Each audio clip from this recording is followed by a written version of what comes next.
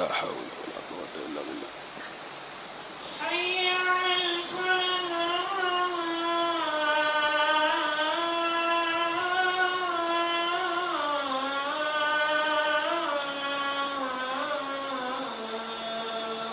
لا حول.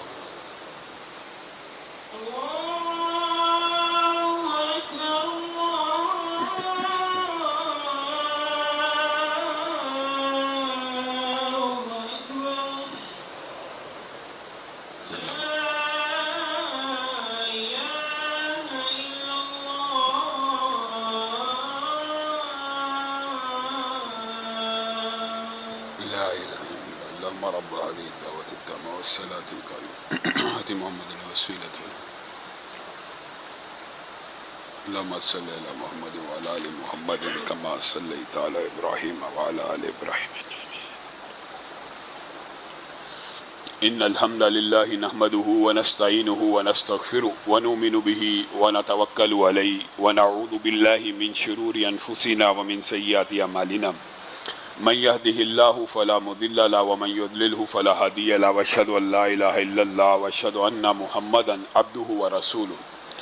اما بعد فان خير الحديث كتاب الله وخير الهدي هدي محمد صلى الله عليه وسلم وشر الامور محدثاتها وكل محدثة بدعة وكل بدعة ضلالة وكل ضلالة في النار. اعوذ بالله من الشيطان الرجيم.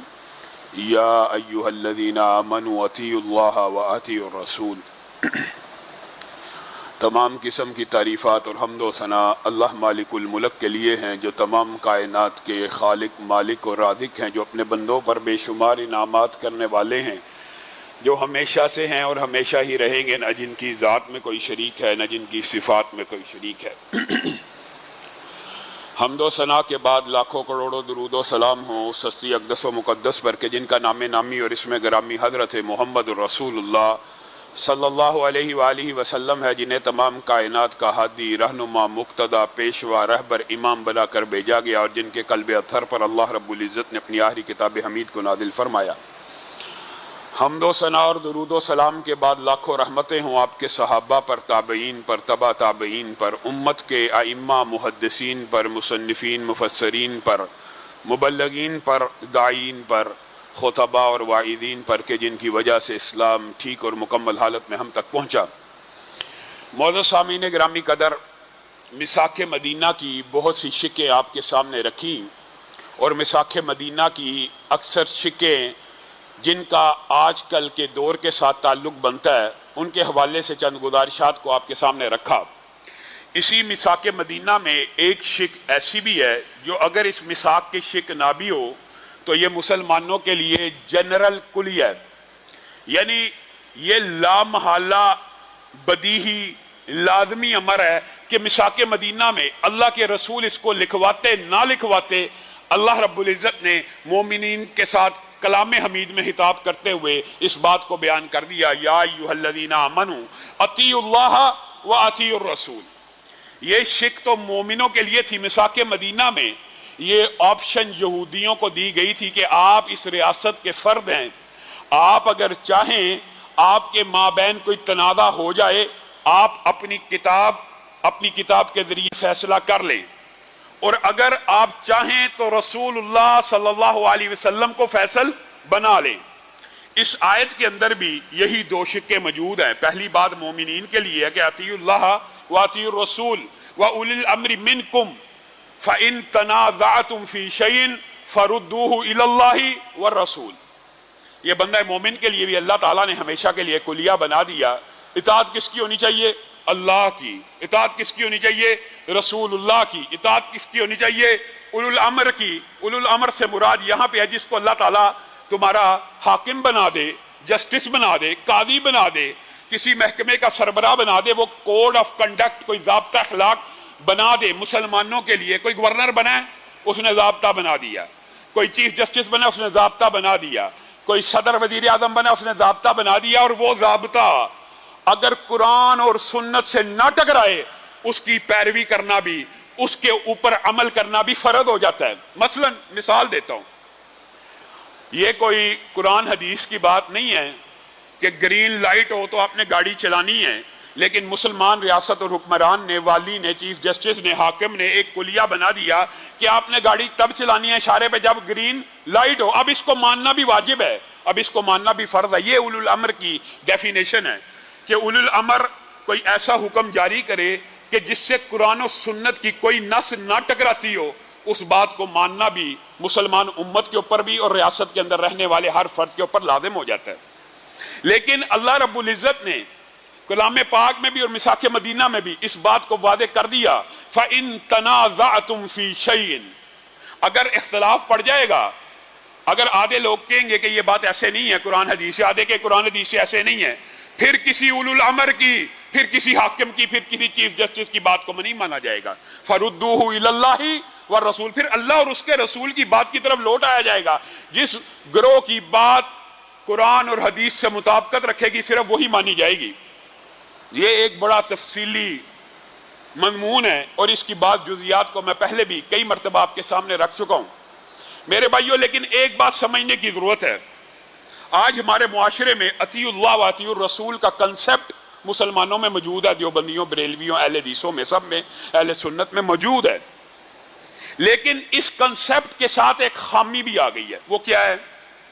وہ یہ ہے کہ اخلاص نیت, خلوص نیت کے ساتھ کوئی امتی کام کر رہا ہے تو اس کی نیت کو دیکھیں گے, اس کی نیت اگر نیک ہے تو اس عمل کو آپ قبول کر لیں. نامہ صاحب میرے بھائیو, یہ وہ بات ہے جس کی, یہ ایک جزوی بات ہے جس کو آج سمجھاؤں گا, اور موقع ملا تو آیت کے اگلے ٹکڑے کی طرف بھی جائیں گے.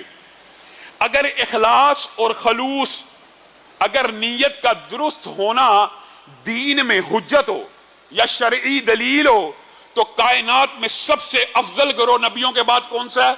صحابہ کا. تو پھر ان کا اخلاص اور ان کی حسن نیت ہی سب سے بڑی دلیل ہو سکتی ہے. لیکن میرے بھائیوں, دلیل اخلاص بھی نہیں ہے. آپ نے یہ حدیث تو سنی ہے, انما الاعمال بالنیات, اعمال کا دار و مدار نیتوں پر ہے. لیکن یہ بات پوری طرح قوم کو, معاشرے کو, مسلمانوں کو سمجھائی نہیں گئی. حسن نیت سے جو چاہے عمل کر لو قبول ہو جائے گا, یہ بات سمجھنے کی ضرورت ہے. اگر حسن نیت سے اعمال کو قبول کرنا اللہ نے ہوتا تو کن کا کرتے؟ صحابہ کا کرتے. لیکن حسن نیت کے ساتھ ایک شرط اللہ تعالیٰ نے عائد کی ہے.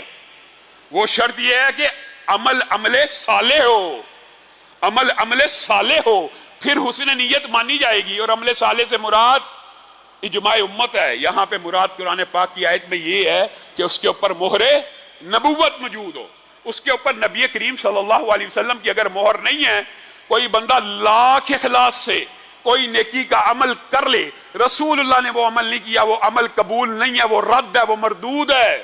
یہ حدیث بھی ہے کہ جس نے ہمارے دین کے اندر کوئی چیز کا اضافہ کیا تو وہ رد ہے. مثال دے رہا ہوں, عام فہم, پہلے ایک مثال دے کے اپنی بات کو آگے بڑھاؤں گا. مغرب کی 3 رکعتیں, ایک بندے کو جوش آیا, اس نے چوتھی رکعت پڑھنا شروع کر دی کہ آج میں نے اللہ کی عبادت کرنی ہے.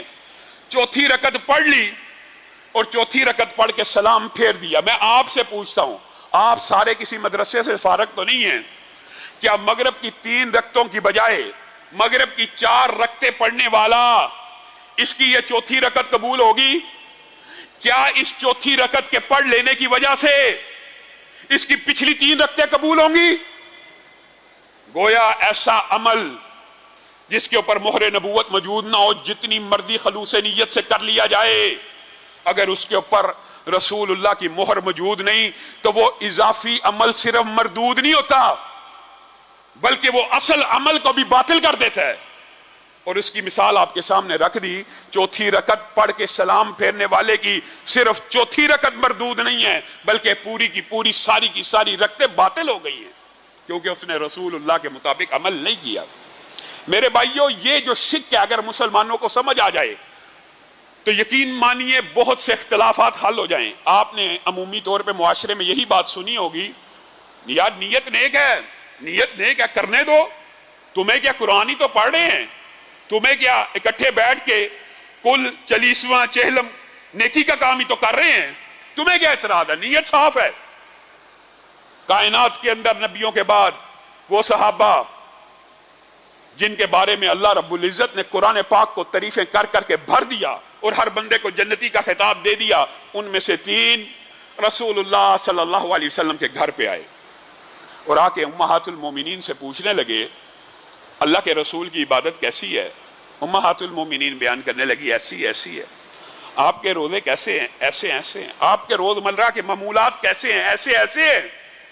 تینوں ایک دوسرے کی طرف دیکھنے لگے، گویا ان کو ایسا لگا کہ رسول اللہ صلی اللہ علیہ وسلم کے اعمال شاید اتنے زیادہ نہیں ہیں، اور وہ آپس میں کہنے لگے رسول اللہ تو وہ ہیں کہ جن کے اگلے پچھلے سارے اللہ نے معاف کر دیے ہیں، ایک نے عہد کیا، عبادت کا معمول تو پتہ لگ گیا، لیکن میں رسول اللہ کے برابر تو نہیں، ان کے تو اگلے پچھلے معاف ہیں، اس لیے میں ساری زندگی جب تک زندہ رہوں گا ساری رات کا قیام کروں گا۔ دوسرا آپس میں مشاورت کے بعد کہنے لگا کہ رسول اللہ کے اگلے پچھلے تو معاف ہیں، وہ پیر اور جمعرات کا روزہ تو رکھتے ہیں، جمعے کا نہیں رکھتے، ہفتہ اتوار کا نہیں رکھتے، منگل بدھ کا نہیں رکھتے، میں پوری زندگی سارے روزے رکھوں گا۔ تیسرا کہنے لگا رسول اللہ صلی اللہ علیہ وسلم تو بیویوں کے خانہ داری کے امور میں بھی ہاتھ بٹاتے ہیں، ان کے تو اگلے پچھلے معاف ہیں، وہ اس لیے خانگی معاملات کے اندر بیویوں کا حال احوال پوچھنے کے لیے بھی وقت نکال لیتے ہیں، لیکن میں شادی نہیں کروں گا، میں شادی نہیں کروں گا۔ میرے بھائیو، ایک حدیث پوری زندگی کو بدل سکتا ہے۔ اب بتائیے ان 3 صحابہ کی نیت نیک ہے کہ بد ہے؟ اس سے زیادہ نیک نیت کیا ہو سکتی ہے کہ میں ساری زندگی روزے رکھوں گا؟ ایک بندہ کہہ رہا میں ساری رات عبادت کروں گا، ایک کہہ رہا ہے میں شادی نہیں کروں گا۔ اس سے عمدہ اعلیٰ عرفہ نیت کیا ہو سکتی ہے؟ دین نیت کا نام نہیں ہے، دین فقط اخلاص کا نام بھی نہیں ہے۔ اخلاص اور نیت اگر عمل رسول کے تابع ہوگی تبھی عمل قبول ہوگا، ورنہ نہیں ہوگا، نہیں ہوگا۔ رسول اللہ کو پتا چلا، امہات المومنین نے بیان کیا، ابھی 3 بندے آئے تھے، یہ باتیں کہہ کے چلے گئے ہیں۔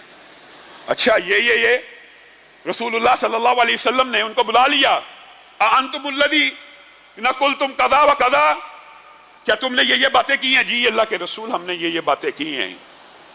رسول اللہ صلی اللہ علیہ وسلم کے چمکدار پیشانی کے اوپر جو ہر وقت ایسے محسوس ہوتا تھا جیسے 14ویں کا چاند ہے، اور پیشانی سے بھی لگتا تھا حضور صلی اللہ علیہ وسلم مطمئن ہیں اور مسکرا رہے ہیں، پیشانی کو دیکھ کے لگتا تھا حضور صلی اللہ علیہ وسلم خوش ہیں۔ اس پیشانی کے اوپر سلوٹیں پڑنا شروع ہو گئی اور وہ پیشانی متغیر ہو گئی۔ رسول اللہ صلی اللہ علیہ وسلم نے کہا سنو میرے صحابہ، میں تم میں سے سب سے زیادہ اللہ سے ڈرنے والا ہوں، میں تم میں سے سب سے زیادہ متقی ہوں، میں رات کو اٹھتا بھی ہوں اور میں رات کو سوتا بھی ہوں، میں پیر اور جمعرات کا روزہ رکھتا بھی ہوں اور بعد میں کئی دفعہ روزے چھوڑ بھی دیتا ہوں، اور میں نے شادیاں بھی کی ہیں اور میں خانگی معاملات کو بھی چلاتا ہوں، ازواجی زندگی کو بھی بسر کرتا ہوں۔ اگر بات صرف غصے کے عالم میں پیشانی پہ سلوٹ ڈال کے رسول اللہ یہاں تک کہہ دیتے بات مکمل تھی، لیکن رسول اللہ نے ایک رہنما اصول دیا۔ آپ نے اس حدیث کے اوپر غور کرنا ہے، 2 بندوں نے، ابھی نفلی عبادت ہے، 2 بندوں نے دین کے کلیات اور جزیات میں سے 2 صحابہ نے اضافہ کرنا چاہا۔ ایک نے اپنے اوپر فرض کر لیا کہ میں ساری رات کھڑا ہی رہوں گا پوری زندگی، اور دوسرے نے کہا میں ہمیشہ روزہ رکھوں گا، یہ دین میں اضافہ تھا، اور تیسرے نے دین میں کمی کرنے کی کوشش کی کہ میں شادیاں ہی نہیں کروں گا۔ رسول اللہ صلی اللہ علیہ وسلم کن کو کہہ رہے ہیں؟ مجھے اور آپ کو نہیں، ان خلوص نیت کے پہاڑوں کو، ان عزم و استقلال کی چٹانوں کو جو نیکی اور تقوی کے ساتھ بھرے ہوئے ہیں۔ فمن راغب عن سنتی، فمن راغب عن سنتی فلیس منی، میرے صحابہ میں تم میں سے سب سے زیادہ متقی ہوں، سب سے زیادہ ڈرنے والا ہوں۔ میری ایک بات یاد رکھنا، جس نے میری سنت سے اعراض کیا، سبحان اللہ، اللہ تعالیٰ نے نبی کریم صلی اللہ علیہ وسلم کے ذریعے سے کیسے الفاظ ہم تک پہنچا دیے۔ یہ نہیں کہا کہ جس نے اضافہ کیا، یہ نہیں کہا جس نے کمی کی، فمن راغب عن سنتی، جس نے میری سنت سے اعراض کیا، اور اعراض کا مطلب یہاں پہ یہ ہے کوئی آگے نکل گیا کوئی پیچھے رہ گیا، یا آگے بڑھ گیا یا پیچھے رہ گیا، فلیس منی، اس کا میں محمد صلی اللہ علیہ وسلم کی امت سے کوئی تعلق نہیں ہے۔ آج ہم اخلاص نیت کے اوپر ایمانداری سے بتلائیے، کسی کو تان و تشنی کرنا مقصود نہیں ہے، اصلاح کرنا مقصود ہے۔ خلوص نیت کے فلسفے سے کیا کچھ نہیں گھڑا گیا دین میں، کیا کچھ نہیں گھڑا گیا دین میں۔ ابو بردہ، ان سے زیادہ کسی کی نیت عمدہ، نیک، صالح اور متقی ہو سکتی ہے؟ اٹھے ہیں صبح، عید الاضحیٰ کا دن ہے، بکری قربانی کے لیے رکھی ہوئی ہے، دیکھ رہے ہیں میری آبادی میں بڑے غریب لوگ ہیں، دل میں خواہش ہے کس چیز کی؟ نیکی کی، نیت نیک ہے، نیت میں بدی کوئی نہیں ہے، نیت نیک ہو تو جو مرضی گھڑ لو، جو مرضی گھڑ لو۔ ابو بردہ عید کے دن اٹھے ہیں اور بکری قربانی کے لیے رکھی ہوئی ہے، اپنی بستی کے اوپر نظر ڈالتے ہیں، فلاں فلاں فلاں، ذہن میں پتہ نہیں کیا کیا خیالات آئے ہوں گے، فلاں بھی غریب ہے، فلاں نے بھی کبھی گوشت نہیں کھایا۔ اٹھتے ساتھ بکری کی گردن کے اوپر چھری کو چلا دیا، ذبح کیا، اللہ کے راستے میں بانٹ دیا، اور خود ان کے الفاظ بعض روایات میں ملتے ہیں اس نیت سے بانٹا کہ اس بستی میں پہلا کھانا اگر جائے ابو بردہ کی بکری کا جائے۔ بتائیے اس سے عمدہ کوئی نیت ہو سکتی ہے؟ رسول اللہ صلی اللہ علیہ وسلم کی بارگاہ میں پیش ہو گئے، عید کی نماز پڑھی، رسول اللہ کی بارگاہ میں کہا اللہ کے رسول آج میں نے بڑا نیکی کا کام کیا۔ کیا کیا؟ آج میں نے عید کی نماز سے پہلے پہلے قربانی کر دی، لوگوں میں بانٹ دی۔ رسول اللہ صلی اللہ علیہ وسلم کی پیشانی کے اوپر سلوٹیں پڑنا شروع ہوگی۔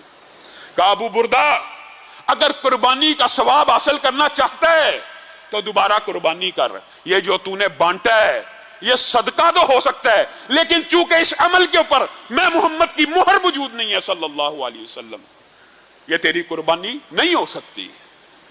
بتائیے ایک صحابی رسول کتنے منٹ کے اندر نماز ہو جاتی ہے عید کی؟ آج کل 5-10 منٹ ہی لگتے ہیں نا 2 رکعتیں پڑھنے میں، 2 رکعتیں سے پہلے کر لی، پہلے پڑھ لی تو کیا فرق پڑ جائے گا؟ آج کل کا کوئی فلسفی منطقی ہوتا اذان سے پہلے یہ الفاظ کہہ دیے تو کیا فرق پڑ جاتا ہے ان کو؟ اگر یہ بھی پڑھ لیا جائے کیا فرق پڑتا ہے؟ فرق کیا پڑتا ہے؟ رسول اللہ نے بیان کر دیا۔ ابو بردہ اگر قربانی کا ثواب حاصل کرنا چاہتا ہے تو دوبارہ قربانی کر، دوبارہ بکری کر، کہ عید سے پہلے ذبح کی گئی بکری صدقے کی بکری تو ہو سکتی ہے، قربانی کی نہیں ہو سکتی۔ یہ عمل صالح کی شرط ہے اخلاص نیت کے ساتھ۔ اور اگر بات آئی ہے ضمنی طور پہ تو یہ بات بھی سمجھ لیجئے، پیروی اور اطاعت جزیات میں بھی ضروری ہے عمل کی قبولیت کے لیے۔ انسان مسجد میں آیا ہے کس لیے آیا؟ اللہ کے لیے آیا نا، اللہ ہی کے لیے آیا، لیکن آپ کو پتہ ہے نا نیت کا اخلاص پورا بھی موجود ہے۔ ایک تو یہ ہے کہ نیت میں ریاکاری ہے، وہ تو عمل ویسے ہی ضائع ہوگا۔ یہاں پہ اخلاص نیت کے ساتھ ایک بندہ ہے نماز پڑھنے کے لیے، کوئی بندہ کہہ سکتا ہے تیری نماز قبول نہیں؟ کوئی نہیں کہہ سکتا، لیکن رسول اللہ صلی اللہ علیہ وسلم کو یہ حق اللہ نے دیا ہے، وہ کہہ سکتے ہیں، وہ کہہ سکتے ہیں۔ ایک صحابی حلاد بن رافع آئے ہیں، آ کے نماز پڑھتے ہیں مسجد میں، اور مسجد میں نماز پڑھنے کے بعد تیزی سے رسول اللہ صلی اللہ علیہ وسلم کی طرف بڑھتے ہیں۔ پہلے اللہ کے دربار میں حاضری دی، اس کے بعد خواہش ہے اب رسول اللہ کی بارگاہ میں پیش ہو جائیں۔ تیزی سے بڑے سلام کیا، رسول اللہ صلی اللہ علیہ وسلم نے سلام کا جواب دیا، آ کے بیٹھنے لگے۔ رسول اللہ نے کہا ارجع فصلی فإنک لم تصلی۔ حلاد بن رافع ٹھیک ہے آپ کے سلام کو تو قبول کیا، لیکن آپ لوٹ جائیے، آپ نے نماز کو ادا نہیں کیا۔ انہوں نے پھر 2 رکعت کو قائم کیا، نماز پڑھی جو ان کو توفیق تھی، پھر پڑھ کے آگے رسول اللہ صلی اللہ علیہ وسلم نے ان کے سلام کا جواب دیا اور کہا ارجع فصلی فإنک لم تصلی۔ 3 مرتبہ ایسے ہوا۔ حلاد بن رافع آ کے کہنے لگے اللہ کے رسول مجھے تو ایسی ہی آتی ہے، اب آپ مجھے سکھلا دیجئے، بتلا دیجئے، آپ نے یہ جو بات کی ہے 3 مرتبہ کہ لوٹ جاؤ تیری نماز ہی نہیں ہوئی، یہ خلوص نیت سے صحابی مسجد میں آیا کہ نہیں آیا؟ اخلاص نیت سے آیا کہ نہیں آیا؟ یہ جزیات کی بات ہو رہی ہے، ابھی جزیات کی کل کی بات تو علیحدہ ہے۔ نماز پڑھنے اللہ کے لیے آیا ہے، نماز اپنی طرف سے پوری تگودو اور صحیح کے بعد پڑھ رہا ہے، اور رسول اللہ بار بار کہہ رہے ہیں ارجع فصلی فإنک لم تصلی، تو نے نماز ہی نہیں پڑھی، واپس لوٹ جا، نماز کو ادا کر۔ کہنے لگا اللہ کے رسول اب آپ ہی بتلا دیجئے کہ میری نماز میں کیا خامی ہے جو اللہ بھی قبول نہیں کر رہا؟ رسول اللہ صلی اللہ علیہ وسلم نے کہا ہاں اب تیرا سوال درست ہے، نماز وہی قبول ہوگی، نماز بھی میرے بھائیوں وہی قبول ہوگی جیسی رسول اللہ صلی اللہ علیہ وسلم نے پڑھی ہے۔ میں پھر تان و تشنیع نہیں دیتا، بعض لوگ رسول اللہ کی نماز کو پورا سمجھ لینے کے باوجود بھی پوری نماز رسول اللہ کے علم میں آ جانے کے بعد بھی اس طرح کی نماز نہیں پڑھتے اور سمجھتے ہیں نمازیں قبول ہو جائیں گی۔ ایک بندہ یہ ہے جس کو علم ہی نہیں ہے، اس کی تو قبولیت کا امکان ہے ہی ہے، اس کو علم ہی نہیں ہے۔ جس کو علم ہے رسول اللہ نے ایسے پڑھی لیکن میں ایسے پڑھوں گا، اس کی کیسے قبول ہوگی؟ یہ حلاد بن رافع نے کہا مجھے بتا دیجئے، رسول اللہ نے کہا ہاں میری ایک سنت ہے نماز میں جو تو چھوڑ رہا ہے، ایک سنت جو تو چھوڑ رہا ہے نماز میں، اللہ کے رسول وہ کون سی سنت ہے؟ کہا وہ سنت اعتدال کی ہے، جب رکوع کیا کر کمر کو سیدھا ہونے دیا کر، جب رکوع سے سر اٹھایا کر کمر کو سیدھا ہونے دیا کر۔ تجھے میں دیکھتا ہوں تو رکوع میں جاتا ہے، ابھی کمر سیدھی نہیں ہوتی، کچھ دیر حالت سکوت میں نہیں رہتی، یعنی کچھ دیر اس عالم میں رہے، ابھی ایسے ہوتی ہے تو ساتھ ہی کھڑا ہو جاتا ہے، کھڑے ہوتے ساتھ سجدے میں چلا جاتا ہے، سجدے میں کمر سیدھی نہیں ہوتی۔ یہ وہ اعتدال کی سنت رسول اللہ صلی اللہ علیہ وسلم نے صحابہ کو سمجھائی کہ اگر صلو کما رأیتمونی اصلی، اسی طرح نماز پڑھو جیسے میں نے پڑھی ہے۔ اگر ایک اعتدال کی سنت بھی کوئی بندہ، کون بندہ بھی نہیں، صحابی رسول بھی مس کرتا ہے تو رسول اللہ صلی اللہ علیہ وسلم اس کو کہتے ہیں کہ تیری نماز نہیں ہوئی۔ یہاں سے ایک فلسفہ، یہاں سے ایک کلیہ نکلتا ہے کہ اعمال صرف اخلاص نیت سے قبول نہیں ہوتے، اعمال اخلاص نیت کے ساتھ ساتھ سنت کے مطابق عمل کرنے سے قبول ہوتے ہیں۔ اور بات آئی ہے ضمنی طور پہ تو یہ بات بھی پوری سن لیجئے۔ حضرت حذیفہ بن یمان، سب نے یہ حدیثیں سنی تھی رسول اللہ صلی اللہ علیہ وسلم کے زندگی میں، اور بعض روایات میں آتا ہے ان کے سامنے ایک تابعی آیا، اور بعض روایات میں آتا ہے ان کے سامنے ایک صحابی آیا۔ ایک شخص نے حذیفہ بن یمان کے سامنے نماز پڑھی، نماز کا سلام پھیر کے آیا، حذیفہ کو سلام کیا، حذیفہ نے کہا تو نے نماز نہیں پڑھی، تو نے نماز نہیں پڑھی۔ وہ تابعی یا صحابی تھے، انہوں نے کہا یہ آپ نے کتنا عجیب فتویٰ میرے پہ لگا دیا، میں نے نماز پڑھی ہے اور آپ کہہ رہے ہیں میں نے نماز نہیں پڑھی۔ کہا تو کتنی دیر سے ایسی نماز پڑھ رہا ہے؟ کہا 40 سال گزر چکے ہیں یہی نماز پڑھتا ہوں۔ حذیفہ بن یمان نے کہا پھر میرا فتویٰ سن لے، یہ کسی مولوی کا فتویٰ نہیں ہے، صحابی رسول کا، رازدار پیغمبر کا فتویٰ ہے۔ 40 سال میں تو نے ایک بھی نماز کو نہیں پڑھا، ایک بھی نماز کو نہیں پڑھا۔ حذیفہ، اس بندہ پریشان ہو گیا، میری نماز میں کیا حامی ہے؟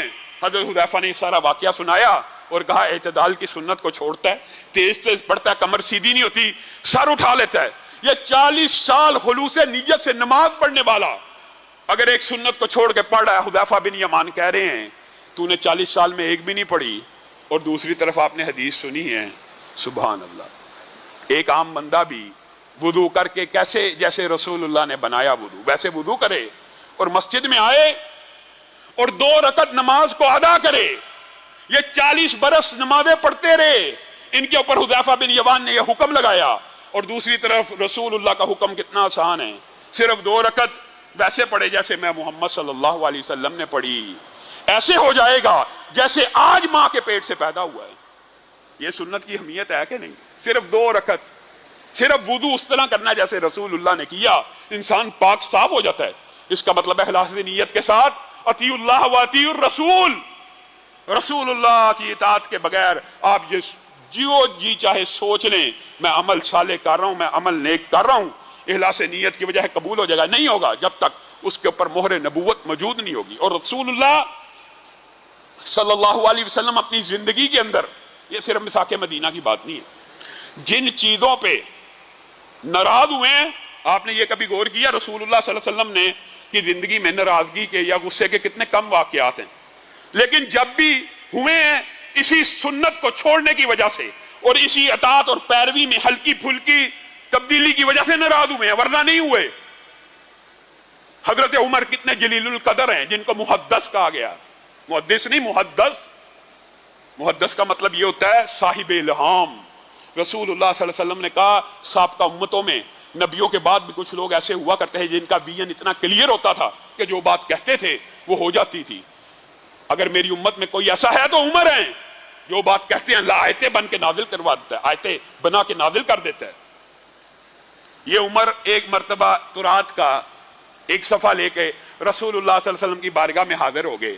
حضرت ابو بکر اب دیکھ رہے ہیں کہ رسول اللہ صلی اللہ علیہ وسلم کے چہرے کا رنگ بدل رہا ہے۔ اللہ کے رسول، یہ تورات کا یہ اللہ کی کتاب کا ایک ٹکڑا میں لے کے آیا ہوں، اس میں یہ لکھا یہ لکھا یہ لکھا، یہاں تک کہ رسول اللہ صلی اللہ علیہ وسلم کی پیشانی پوری کی پوری سلوٹوں سے بھر گئی، آپ کے چہرے پہ غصے کے آثار نظر آنے لگے۔ ابو بکر کہنے لگے عمر تیری ماں تجھے گم پائے، تو رسول اللہ کے چہرے کی طرف نہیں دیکھتا، صرف چہرے سے پتہ چل جاتا تھا رسول اللہ ناراض ہیں یا خوش ہیں۔ جیسے ہی عمر کی نظر رسول اللہ کے چہرے پر پڑی ڈر گئے، کہا معاذ اللہ، میں نے رسول اللہ کو پریشان کر دیا، میں نے رسول اللہ کو پریشان کر دیا۔ رسول اللہ صلی اللہ علیہ وسلم نے جواب میں کیا کہا؟ لو بدا لکم موسیٰ، اگر موسیٰ بھی آ جائیں، اگر موسیٰ بھی آ جائیں، فاتبعتموہ وترکتمونی لظللتم عن سواء السبیل، اور اگر تم ان کی پیروی کرنا شروع کر دو، اگر موسیٰ بھی آ جائیں اور تم ان کی پیروی کرنا شروع کر دو اور مجھے چھوڑ دو، تم سیدھے راستے سے بھٹک گئے ہو۔ لو کان حیا وادرک نبوتی لاتبعنی، اگر وہ موسیٰ زندہ بھی ہو، یہاں اس حدیث سے بھی دیکھیں اللہ کے رسول کے الفاظ کتنے جامع ہوتے ہیں، بہت سے مسئلے نکلتے ہیں۔ اگر موسیٰ زندہ بھی ہوں اور زندہ بھی ہوتے اور میری نبوت کو پا لیتے تو کوئی چارہ نہیں تھا، میری پیروی کے بغیر ان کی نبوت نہیں تھی چل سکتی۔ اب اس حدیث کے اندر رسول اللہ صلی اللہ علیہ وسلم بتائیے عمر کو کس چیز کا درس دے رہے ہیں؟ تورات لے کے آ رہے ہیں اور رسول اللہ صلی اللہ علیہ وسلم عام فہم الفاظ میں کیا کہہ رہے ہیں؟ اگر میرے ہوتے ہوئے تم موسیٰ کی پیروی بھی کرو گے تو تم راہ راست سے بھٹک جاؤ گے، اگر موسیٰ زندہ ہو کے بھی آ جائیں تو ان کے اوپر بھی یہ فرض ہوگا وہ میری نبوت کو مانے اور میری پیروی کریں۔ آج کل بعض نام نہاد اسکالرز آف ڈالرز یہ سمجھتے ہیں آج بھی جو موسیٰ کی صحیح پیروی کرنے والے ہیں معاذ اللہ نبی کے بعد بھی جنت میں چلے جائیں گے۔ ان الدین عند اللہ الاسلام، رسول اللہ کے بعد دین اللہ کو صرف اسلام قبول ہے۔ جب تک رسول اللہ کی رسالت کا اقرار نہیں ہوگا رسول اللہ کے بعد کوئی جنت میں نہیں جا سکتا، یہ اللہ کا کلیہ ہے۔ یہ ہم اسکالرز نے اس حدیث سے بہت سے مسئلے نکلتے ہیں اور محدثین نے اس حدیث کی جو تشریحیں کی ہیں آپ پڑھ کے حیران رہ جائیں۔ دوسری بات جو بعض لوگ سمجھتے ہیں انبیاء زندہ ہیں اس دنیا میں، برزخ کی زندگی کی بات نہیں ہے۔ برزخ کی زندگی میں ہر بندہ دنیا سے چلے جانے کے بعد اپنی زندگی گزار رہا ہوتا ہے۔ یہاں پہ اللہ کے رسول لو کان حیا، اس حدیث میں صاف کہہ رہے ہیں کہ موسیٰ زندہ نہیں ہے، اور اگر زندہ ہوتے اور آ جاتے میری نبوت کو پاتے، میری پیروی کے بغیر کوئی چارہ کار نہیں تھا۔ پھر رسول اللہ صلی اللہ علیہ وسلم نے جتنے بھی غصے کے واقعات ہیں اپنی سنت کی اہمیت اور امت کی آسانی کے لیے اس عمل کی اہمیت، نیت کو نہیں دیکھا، عمل صالح کو، سنت رسول کی شرط کو دیکھا۔ کیا حضرت عمر کی نیت معاذ اللہ بد تھی؟ کیا تورات کے بارے میں کوئی اچھی نیت سے ہی آئے تھے؟ نا، رسول اللہ نے قبول نہیں کیا اچھی نیت کو۔ ایک صحابی رسول اللہ کی بارگاہ میں آئے اور آ کے کہنے لگے فلاں صحابی اللہ کے رسول بڑی لمبی لمبی نمازیں پڑھاتا ہے، جماعت کراتا ہے، لمبی لمبی صورتیں پڑھتا ہے، میں تو کتا جاتا ہوں، میں تو تھک جاتا ہوں۔ سیدھی بات ہے میرا تقوی اس جیسا نہیں ہے، میں اس جیسا پرہیزگار نہیں ہوں۔ اب وہ جو صحابی لمبی نماز پڑھا رہا ہے اس کی نیت بد ہے۔ رسول اللہ صلی اللہ علیہ وسلم نے کہا ایھا الناس انکم منفرون فمن صلی بالناس فلیخفف فإن فیہم المریض والضعیف وذا الحاجہ۔ اے لوگو تمہیں کیا ہو گیا؟ جب لوگوں کو نماز پڑھاتے ہو تخفیف کیا کرو، اکیلے جتنی مرضی لمبی پڑھو۔ جب لوگوں کی جماعت کراؤ تو نرم کرو، چھوٹا کرو، کم پڑھو۔ جماعت کے ساتھ جب امام بنو، اب بتائیے اس امام کی نیت بد تھی؟ رسول اللہ نے کہا، اور غصے کے واقعات میں یہ واقعہ شامل ہے۔ رسول اللہ غصے میں اٹھے اور لوگوں سے خطاب کیا فَلْيُخَفِّفْ، تخفیف کیا کرو، فَإِنَّ فِيهِمُ الْمَرِيضَ۔ مقتدی میں سے کسی کو مرض ہو سکتا ہے، کوئی ضعیف ہو سکتا ہے، اور ضعیف سے مراد جسمانی ضعیف بھی ہو سکتا ہے۔ مریض ہے، ایک مریض ہے جسمانی، ایک ضعیف ہے، اور اس سے مراد یہ بھی ہے ایک کا تقوی اتنا زیادہ نہیں ہے، ایک کی پرہیزگاری اتنی زیادہ نہیں ہے، نہیں اللہ کے سامنے اتنی دیر کھڑا ہو سکتا۔ بدل حاجہ، کسی کو ضرورت ہو سکتی ہے، وہ دکان چھوڑ کے آیا ہے، وہ دکان چھوڑ کے آیا ہے، دکان پہ گاہک ہیں، اللہ کی صدا کے اوپر لبیک کہا ہے، تو اس کی لبیک کو ضائع کرنا چاہتا ہے، وہ اب دکان کی طرف لوٹنا چاہتا ہے جلد از جلد، اور تو نماز لمبی سے لمبی کرتا جا رہا ہے۔ رسول اللہ صلی اللہ علیہ وسلم اس طرح صحابہ کو سمجھایا کرتے تھے چھوٹے چھوٹے امور کے اندر بھی. ویسے تو آپ کو پتہ ہی ہے یہ رسول اللہ صلی اللہ علیہ وسلم کی سنت کتنی نرم تھی, نرم مزاجی تھی, لیکن غصے کے جتنے بھی واقعات ہیں وہ سنت کی اہمیت کے اوپر زیادہ ہیں. تو جہاں تک نرمی کی بات آئی ہے تو ایک صحابی خود بیان کرتے ہیں کہ میں ایک مرتبہ رسول اللہ صلی اللہ علیہ وسلم کے پیچھے نماز پڑھا تھا تو ایک آدمی نے چھینک دیا اور رسول اللہ صلی اللہ علیہ وسلم نے چھینکنے کے آداب بتائے. تو میں نے کہا یرحمک اللہ, نماز کے اندر ہی یرحمک اللہ. تو لوگ میری طرف نماز میں بعض صحابہ گھورنے لگے تو میں نے نماز میں کہا میری طرف کیا گھورتے ہو, میں نے دعا ہی دی ہے. تو صحابہ ہاتھ مارنے لگے کہ مجھے خاموش کروائیں. رسول اللہ صلی اللہ علیہ وسلم کے اوپر میں قربان جاؤں, رسول اللہ اتنے نرم مزاج تھے. وہ صحابہ جو مجھے غصے سے دیکھ رہے تھے, اپنی رانوں کے اوپر ہاتھ مار رہے تھے, انہوں نے پیار سے مجھے بلایا اور کہنے لگے بیٹا نماز تسبیح کا نام ہے, نماز تکبیر کا نام ہے, نماز اللہ کے سامنے خشوع و خضوع کا نام ہے, تو اس میں باتیں کیا کرتا ہے, آج کے بعد ایسا مت کری. بس یہ رسول اللہ صلی اللہ علیہ وسلم کی تربیت کے مختلف انداز ہیں. لیکن جہاں پہ بھی سنت کے اوپر کوئی حرف آنے کی بات ہوئی ہے رسول اللہ صلی اللہ علیہ وسلم ناراض ہو گئے. حتیٰ کہ رسول اللہ صلی اللہ علیہ وسلم نے اپنی سنت کی اہمیت ایسے بیان کی. ایک مرتبہ رسول اللہ نے کہا کہ تم سب کے اوپر حج فرض کیا گیا, ہر سال جو کوئی استطاعت رکھے حج کیا کرے. ہر سال کے لفظ کے بغیر رسول اللہ صلی اللہ علیہ وسلم نے کہا لوگوں تمہارے اوپر حج کو فرض کیا گیا ہے اور تم میں سے جو استطاعت رکھتا ہے حج کرے. صحابی ایک موجود تھے, ان کے دل میں خیال آ گیا کیا یہ حکم ہر سال کے لیے ہے یا ایک ہی دفعہ کے لیے. کہنے لگا فی کل عام یا رسول اللہ, کیا ہر سال فرض کیا گیا ہے؟ رسول اللہ خاموش ہوئے. پھر کہا کیا ہر سال فرض کیا؟ خاموش رہے. پھر کہا ہر سال فرض کیا ہے, پھر رسول اللہ خاموش رہے. اور اس کے بعد اپنی خاموشی کو توڑا اور کیا کہا لو قلت نعم لوجبت, اگر میرے منہ سے صرف جی ہاں نکل جاتا تو یہ حج ہر سال کے لیے امت کے اوپر فرض ہو جاتا.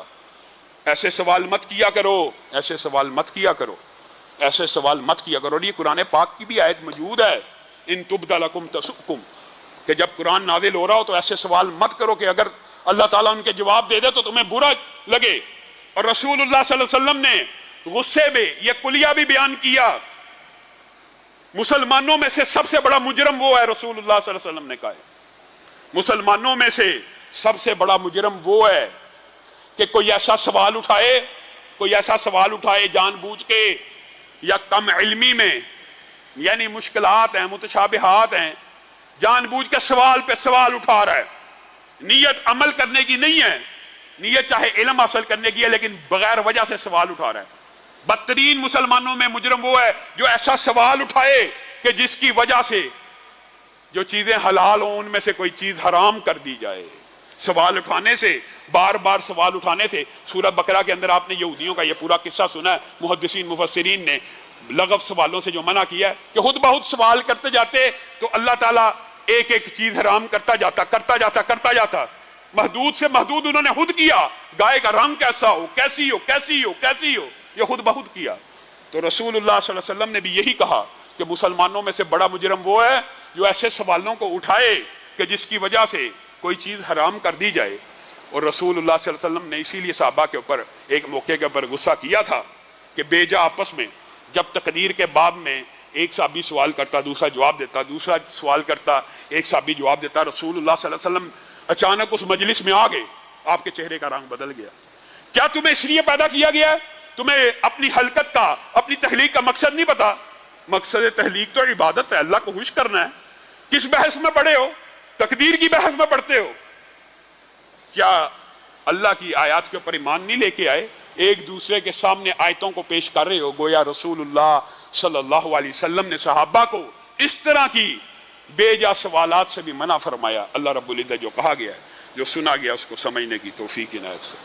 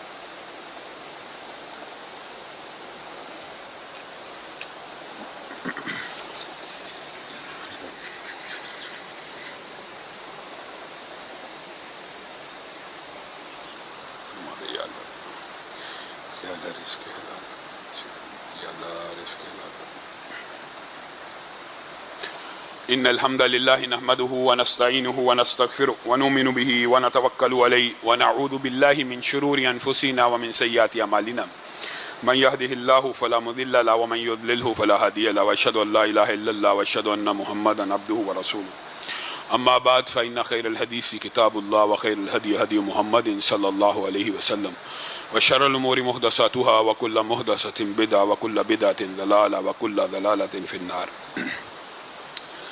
معزز سامعین گرامی قدر، اس گزشتہ ہفتے میں بعض ایسے واقعات اور سانحات ہوئے ہیں کہ جس کے اوپر میں اظہار رائے کرنا چاہتا ہوں. ان میں سے ایک واقعہ پرسوں رات کا، میں خود اس جلسے میں موجود تھا، اور وہ جلسہ دفاع صحابہ کے لیے منعقد کیا گیا، اور صحابہ کے دفاع کے لیے منعقد کیا گیا جلسہ، اس کے اندر ہماری جماعت کے لاہور کے ہر شہری جو ہماری جماعت سے تعلق رکھتا ہے ان سے آگاہ ہے. قاری عبد المتین اصغر صاحب بھی اس جلسے میں شامل تھے، اور وہ خطاب کر رہے تھے، اور وہ صحابہ کی عظمت کے گیت گنگنا رہے تھے، صحابہ کی عظمت کا ترانہ پڑھ رہے تھے، اور قرآن پاک کی یہ آیت لوگوں کو سمجھا رہے تھے. ان الذین یغضون، یہ والی آیت پڑھتے پڑھتے جب وہ اس ٹکڑے پہ پہنچے کہ جو لوگ اپنی آوازوں کو پست کرتے ہیں اللہ کے رسول کے سامنے، اور اس سے مراد کون تھے؟ صحابہ.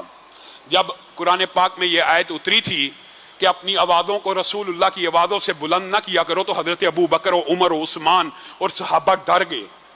اللہ رب العزت نے ان کے ڈر کو دیکھا. ان الذین یغضون اصواتہم عند رسول اللہ، وہ لوگ جنہوں نے اپنی آوازوں کو پست کر دیا رسول اللہ کے سامنے. اولئک الذین امتحن اللہ، اولئک الذین امتحن اللہ قلوبہم للتقوی، یہی وہ لوگ ہیں جن کے دلوں کو اللہ تعالیٰ نے تقوی کے لیے چن لیا، اور یہی وہ لوگ ہیں جن کا اللہ تعالیٰ نے امتحان لے لیا تقوی اور پرہیزگاری میں. یعنی صحابہ کے عظمت کے ترانے پڑھے تھے، یہی آیت لوگوں کو بیان کر رہے تھے کہ صحابہ تو وہ ہیں کہ جن کے دلوں کا امتحان اللہ رب العزت نے لے لیا اور ان کے تقوی کو پسند کر لیا. جب آیت کے اس ٹکڑے پہ پہنچے، لہم مغفرۃ و اجر عظیم، جب یہ آیت پڑھ رہے تھے اور منہ سے یہ الفاظ نکلے، رب العالمین نے کہا لہم مغفرۃ و اجر عظیم. ابھی اس آیت کے ٹکڑے کو مکمل نہیں کیا، اجر تک پڑھا، اور عظیم کا لفظ ابھی منہ میں تھا، اللہ تعالیٰ نے روح کو قبض کر لیا. بتائیے، لہم مغفرۃ و اجر عظیم، یہ الفاظ کہتے ہوئے جو بندہ کل قیامت کے دن اٹھے گا، صحیح حدیث ہے، جس عالم میں دنیا سے گیا اسی عالم میں اٹھے گا. قاری عبد المتین اصغر، آپ کے نصیبے اور قسمت کا کیا کہنا؟ آپ قیامت کے دن اٹھیں گے، آپ کے منہ میں یہ الفاظ ہوں گے لہم مغفرۃ و اجر عظیم، اور انشاءاللہ آپ کو یہ الفاظ قبر میں بھی مل گئے ہوں گے.